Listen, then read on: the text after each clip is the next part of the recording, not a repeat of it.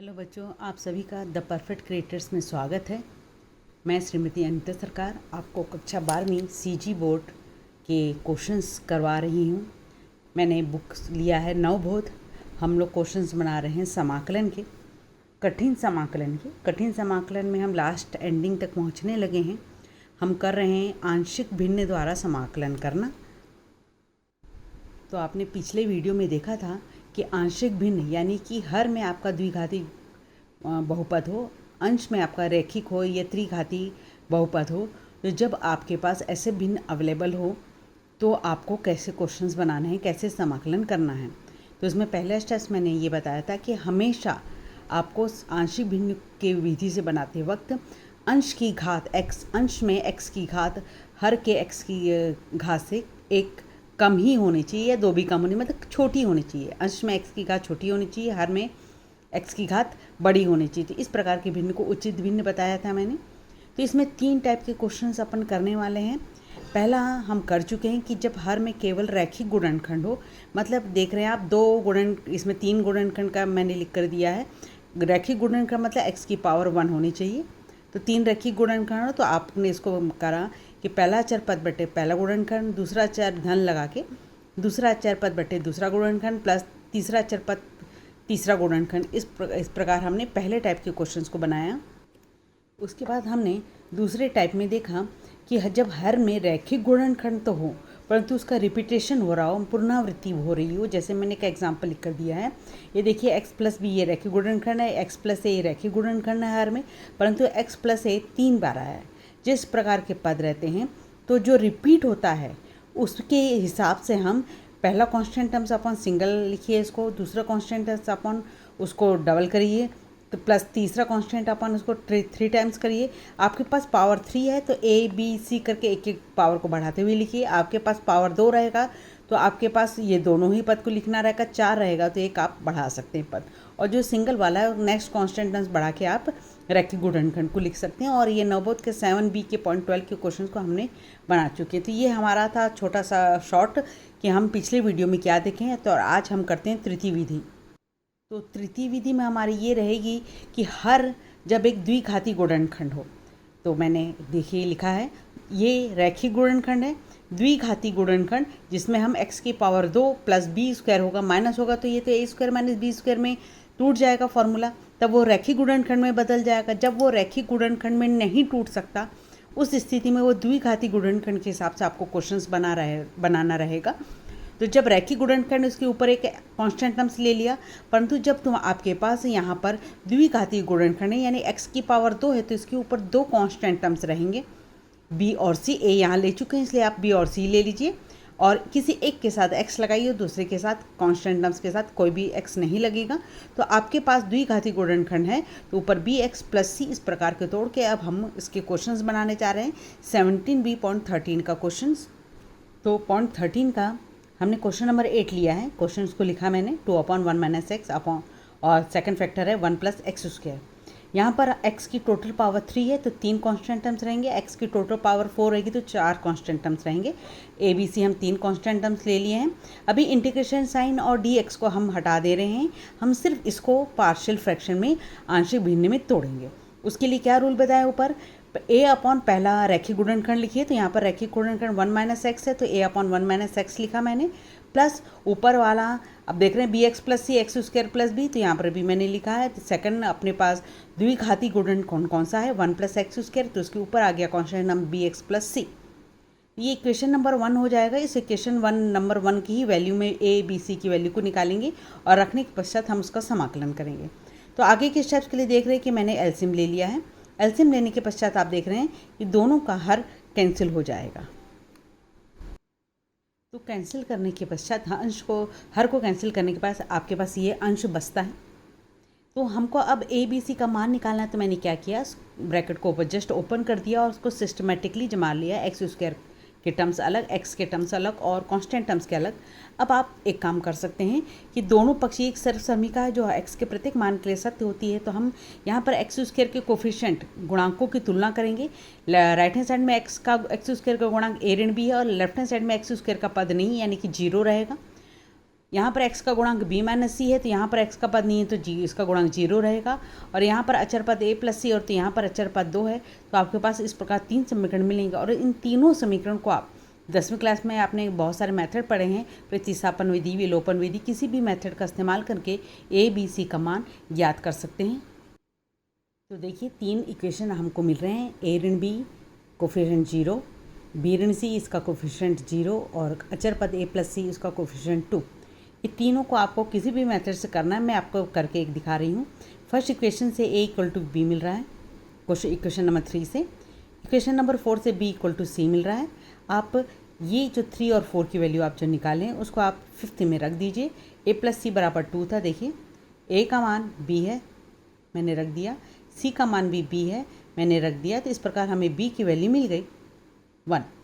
तो यहाँ से देख रहे हैं कि a b के बराबर, b c के बराबर, यानी कि a b c तीनों बराबर है, तो हमको a b c तीनों की वैल्यू मिल गई है 1। अब आगे करते हैं हम।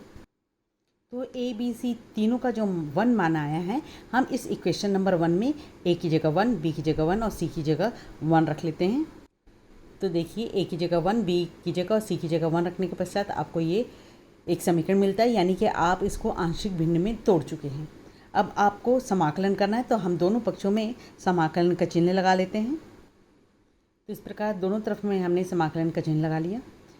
ये पद को वैसे ही रहने दिया है हमने, समाकलन हम पूरा चैप्टर को पढ़ चुके हैं, आपको उसके लिंक इसके नीचे मिल जाएगा। समाकलन के मैंने बहुत सारे पार्ट्स बनाए। तो उसके पश्चात आप देख रहे हैं कि इसको आप first term upon 1 plus x square मैंने सेपरेट कर लिया और 1 अपॉन 1 प्लस एक्स स्क्वायर हमने सेपरेट कर लिया। अब हमारे पास देख रहा है इसमें 1 प्लस एक्स स्क्वायर को t मानेंगे तो ये dt में कन्वर्ट हो जाएगा। और ये 1 प्लस एक्स स्क्वायर ये tan इनवर्स x का फॉर्मूला है, और ये 1 माइनस एक्स को हम दूसरा टर्म t u v कुछ भी मान के दूसरे पद में बदल देंगे। तो मैंने इस पद को ले लिया है t, 1 माइनस एक्स को minus D X equal to D V, यानी डी एक्स की जगह आप माइनस डी वी रख सकते हैं। इसमें हर को 1 प्लस एक्स स्क्वायर को t मान लिया है। इसका अवकलन करेंगे तो आप 2x dx equal to D T, यानी कि आपके पास जो अंश है x dx की वैल्यू निकल के आती है dt बटे 2।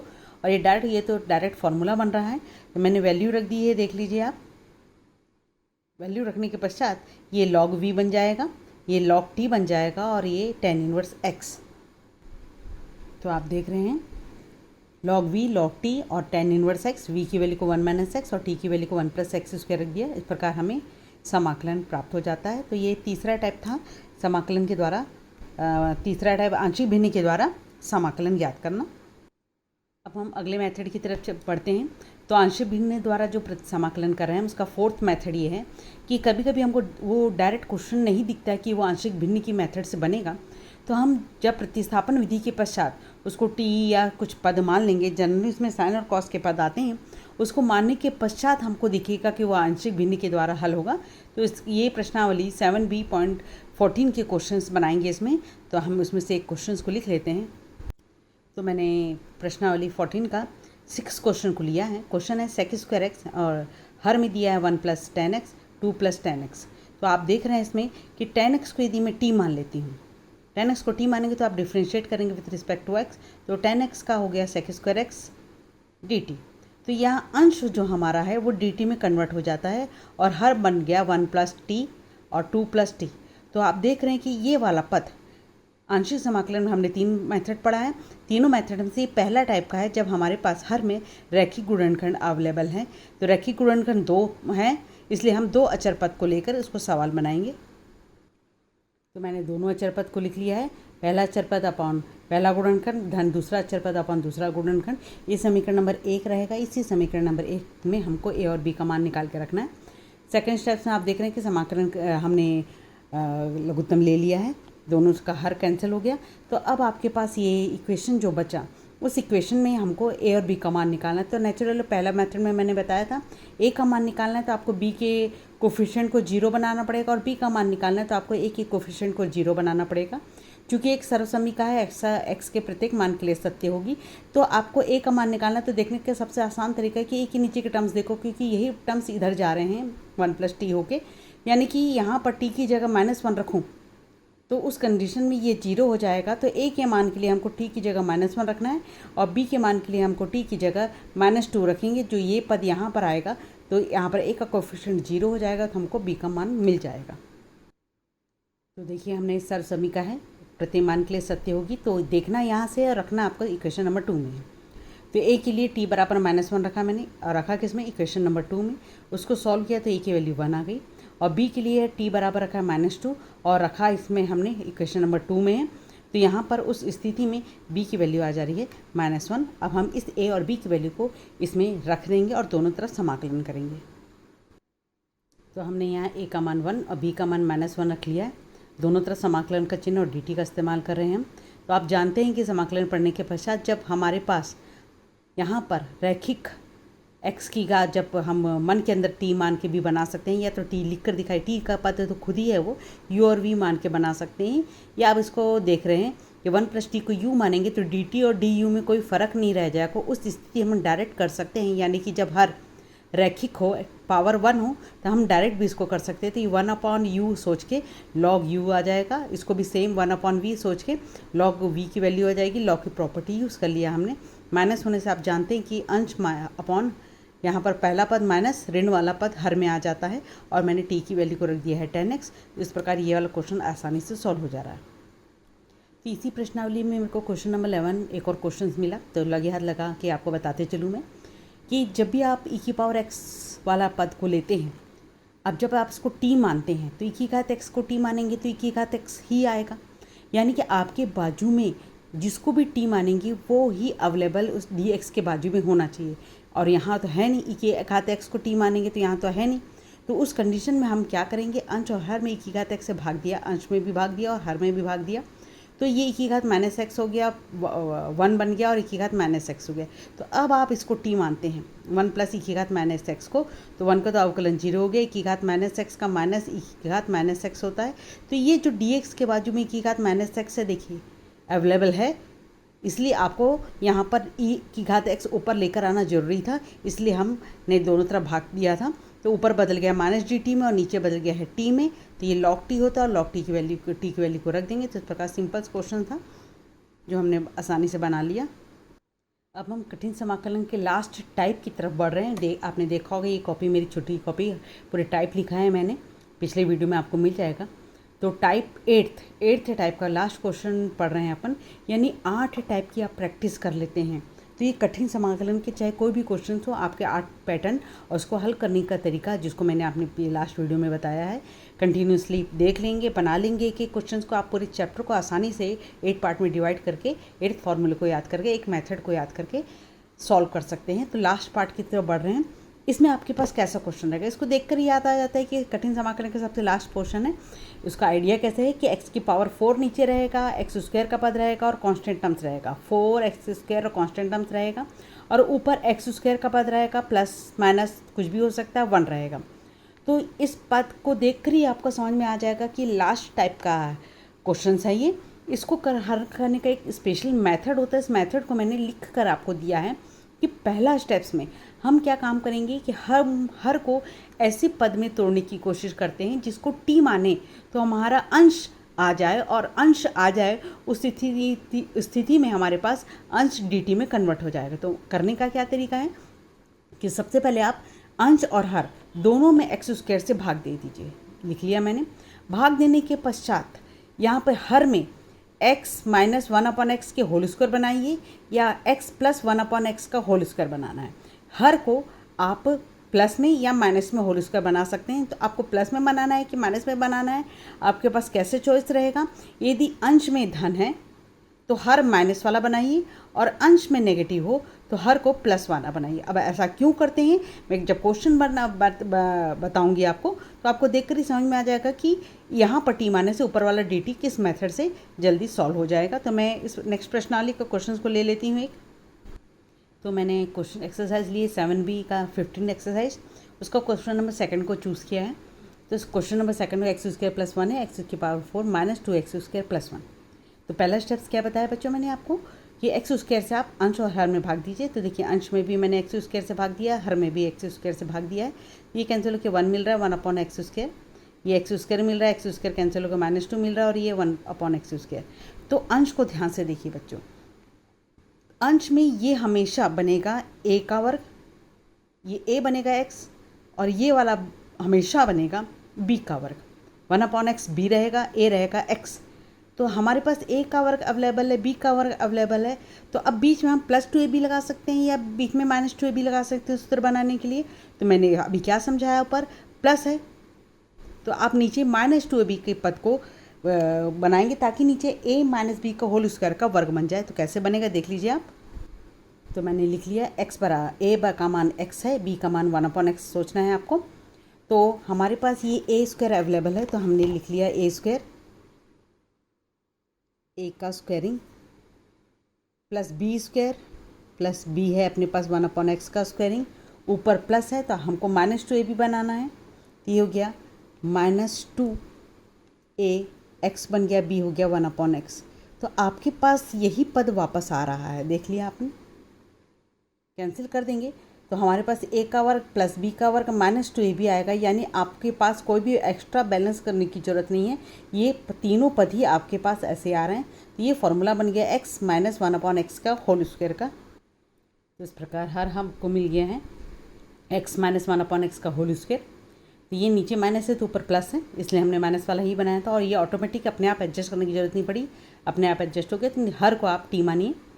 तो x का 1 हो गया, 1/x का माइनस होता है इसलिए minus minus plus 1/x square. तो ये अंश जो है आपका dt में कन्वर्ट हो गया और नीचे वाले को t माना है तो t स्क्वायर। इसका समाकलन आप करेंगे जैसे आप करते आए हैं।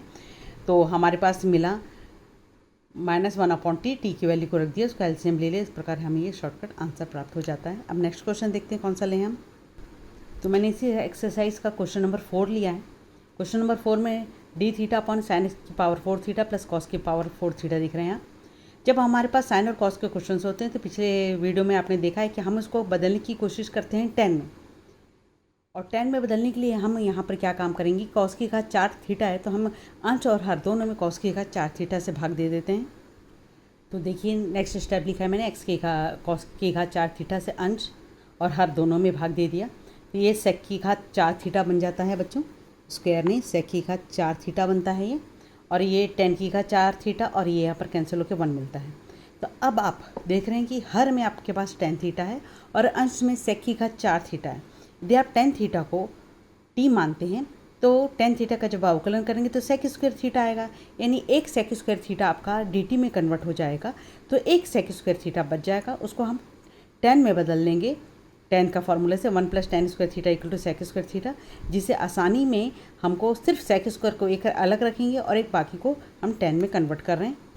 तो देखिए मैंने लिख लिया है, सेक की घात 4 थीटा में से एक सेक स्क्वायर को अलग किया और एक सेक स्क्वायर को कन्वर्ट कर दिया 1 + tan स्क्वायर थीटा में। अब हम tan थीटा को मान लेंगे t। तो हमने tan थीटा को t माना, तो अवकलन करने से सेक स्क्वायर थीटा, तो हाँ अंश में हमारा sec square theta d theta dt में कन्वर्ट हो गया, और 1 + tan स्क्वायर था तो 1 + t स्क्वायर हो गया और t की पावर 4 + 1 हो गया। तो आप नीचे देखेंगे घात में 4 है और हर में घात में 4 हो और अंश में घात में 2 हो, तो आपको तुरंत याद करना चाहिए कि इस कठिन समाकलन का सबसे लास्ट प्रकार है। तो लास्ट प्रकार में मैंने क्या बताया, पहला स्टेप कि आपको t स्क्वायर से पहले अंश और हर में भाग देना होगा। तो हमने अंश और हर में t स्क्वायर से भाग दिया, तो ये हो गया 1/t स्क्वायर, ये 1 कन्वर्ट हो गया, t की पावर 4 में से t स्क्वायर बचा और t स्क्वायर का डिवाइड करेंगे 1/t स्क्वायर। तो जो वर्ग रहता है वो हमेशा, मैंने क्या कहा पिछले क्वेश्चन में भी, ये a बनेगा और ये b बनेगा, a बनेगा t, b बनेगा 1/t।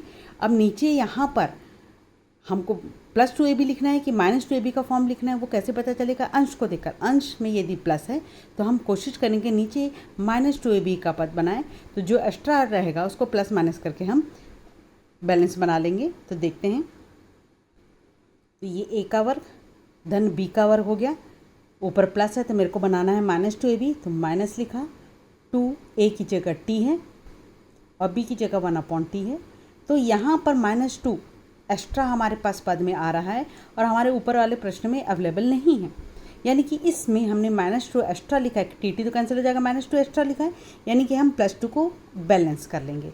यही पिछले क्वेश्चन में क्या हुआ था, ये -2 पहले से क्वेश्चन में अवेलेबल था तो वहाँ बैलेंस करने की हमको ज़रूरत नहीं पड़ी थी। तो ये 3 पद a - b का होल स्क्वायर का फॉर्मूला बन जाएगा, यानी कि t - 1/t का होल स्क्वायर का फॉर्मूला।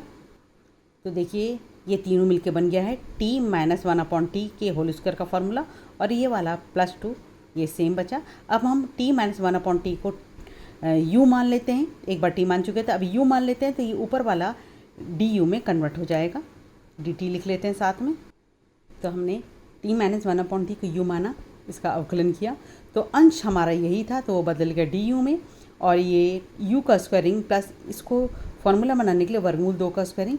तो आप जानते हैं कि ये 9 फार्मूले से एक बनता है, तो 9 फार्मूला मैं किसको बोलती हूँ बच्चों? एक बार अपनी फार्मूला कॉपी दोबारा आपको दिखाती हूँ। तो आपके सामने है मेरी फार्मूला कॉपी। तो आप देख रहे हैं ये 9 फार्मूला इसको बोलती हूँ ए स्क्वायर प्लस एक्स स्क्वायर, ए स्क्वायर माइनस एक्स स्क्वायर, और इसमें एक्स को पहले कर दिया, एक्स स्क्वायर माइनस ए स्क्वायर। ये बिना रूट के हर में, यही 3 चीज़ सेम रूट के साथ, और यही 3 चीज़ सेम रूट के साथ अंश में। तो टोटल ना कि 9 फार्मूले होते हैं। इस 9 फार्मूले को बिल्कुल आप कोई एक पेज में लिख लीजिए और याद कर लीजिए। तो हमारे पास अभी जो फार्मूला बन रहा है ये वाला बन रहा है x square plus a square, जिसका फार्मूला होता है 1/a tan inverse x by a. तो यहाँ पर हम वैल्यू रख लेते हैं।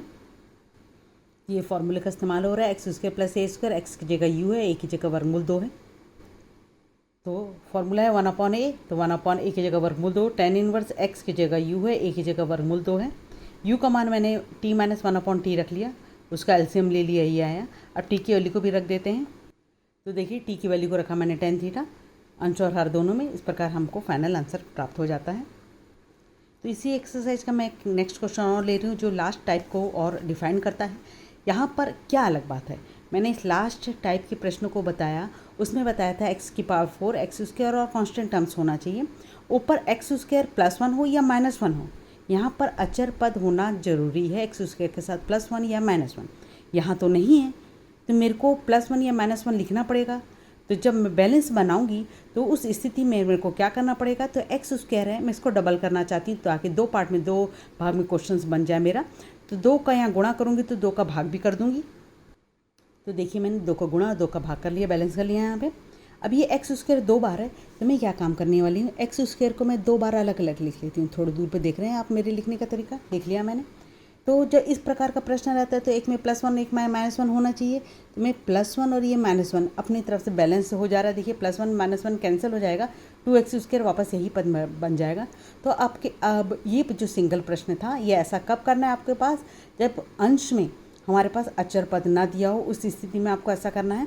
तो आप इसको 2 पार्ट में बांट दीजिए, ये अपन हर लिख लीजिए और सेकंड पार्ट अपन हर लिख लीजिए।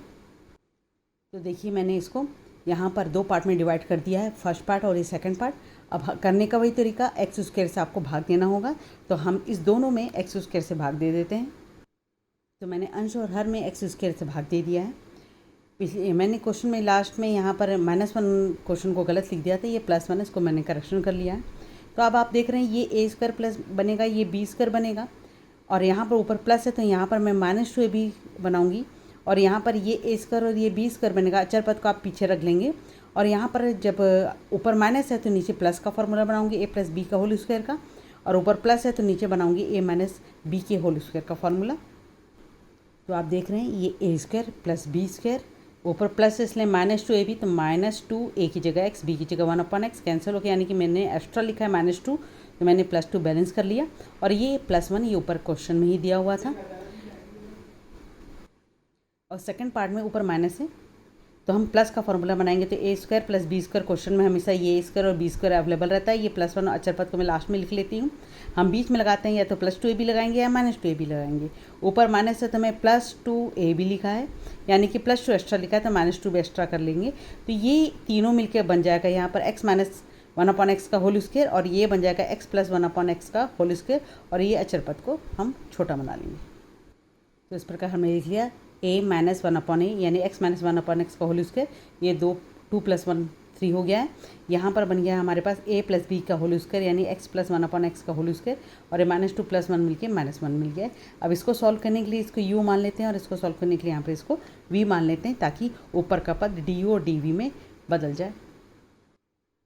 तो x - 1/x को u माना, इसका अवकलन किया तो हमारे पास अंश अवेलेबल हो जाता है।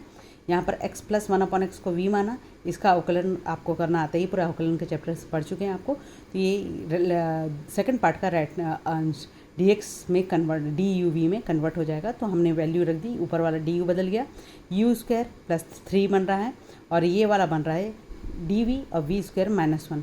फिर हम 9 फार्मूले का इस्तेमाल करते हुए इसको मान रख देंगे। तो आपका यहाँ पर 9 फार्मूले में से एक फार्मूला बन रहा है x² + a² का 1/a tan इनवर्स x/a, और इसमें बन रहा है एक्स स्क्वायर माइनस ए स्क्वायर का 1/2a log x माइनस ए अपॉन एक्स प्लस ए। तो इस कंडीशन में यहाँ पर ए की वैल्यू √3 है और x की जगह u है। इसमें x की जगह v काम करेगा और a की जगह 1 है, तो मैंने यहाँ पर वैल्यू को रख दिया। रखने के पश्चात यहाँ पर आप लास्ट में u और v के मान को रख दीजिए और आप छोटा बना लीजिए, आपका सॉल्यूशन हो जाएगा। तो अब हम कठिन समाकलन के सबसे लास्ट प्रश्न की तरफ बढ़ रहे हैं। इसमें एक ऐसा टाइप का क्वेश्चन भी आता है, ये बोर्ड एग्जाम में भी आया हुआ क्वेश्चन, वर्गमूल के अंदर tan x भी होता है क्वेश्चन के अंदर, cot x भी होता है क्वेश्चन के अंदर। तो इसको देखने से तो कहीं से भी नहीं लगता है कि ये आपका लास्ट टाइप को अटेम्प्ट करेगा। tan x वर्गमूल के अंदर धन में और ऋण में भी बीच में आ जाता है, दोनों एक साथ भी रहते हैं।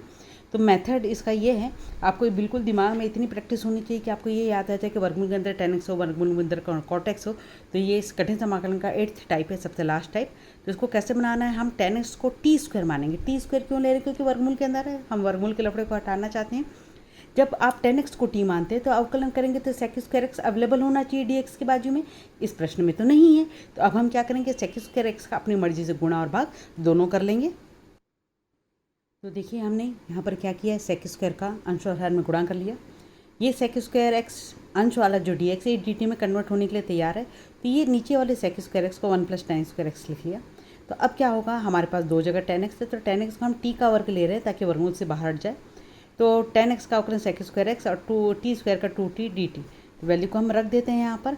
वर्गमूल के अंदर t स्क्वायर है, इसकी वैल्यू आ रही है 2t dt और नीचे 1 + tan का स्क्वायरिंग, और 10 को खुद हमने t स्क्वायर रखा है तो t की पावर 4 हो जाएगी और ये वर्गमूल का है, इसकी वैल्यू t और ये t यानी कि 2t स्क्वायर हो गया।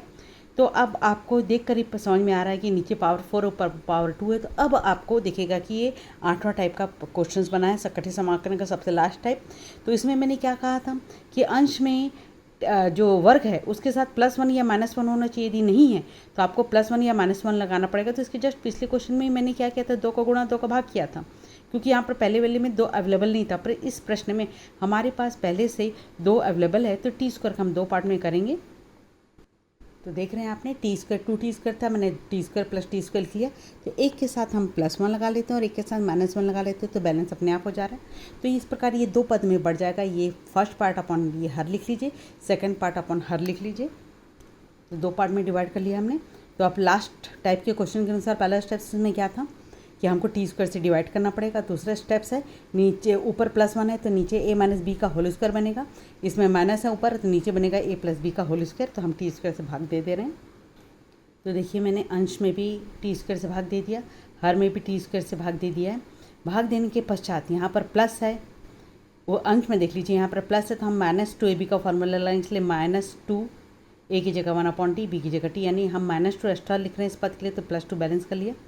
सेकंड वाले पद में क्या होगा, ऊपर माइनस है तो नीचे +2ab को पहले लिखेंगे। तो ये a स्क्वायर प्लस ये b स्क्वायर का फॉर्म बन रहा है, +2ab यानी +2 एक्स्ट्रा लिख रहे हैं तो -2 एक्स्ट्रा बना लिया। तो इससे क्या फ़ायदा हुआ, ये 3 फार्मूला बन गया, a - b यानी t - 1/t का होल स्क्वायर का फार्मूला, ये +2 एक्स्ट्रा लिख लिया। और ये शुरू के 3 पद से फार्मूला बन गया t + 1/t का होल स्क्वायर का, और ये लास्ट वाला -2 बच गया। यहाँ पर इसको हम u मानेंगे तो ये du में बदल जाएगा और इसको v मानेंगे तो ये dv में बदल जाएगा। तो मैंने इसको u माना, उसको v माना है, तो अंश बदल गया du में। ये du यहाँ 2 का था तो वर्गमूल 2 का स्क्वायर लिख लिया, और यहाँ पर ऋण 2 था तो मैंने वर्गमूल 2 का स्क्वायर कर लिया ताकि ये 9 फार्मूले में फिट हो जाए। अब 9 फार्मूले लगाते हैं।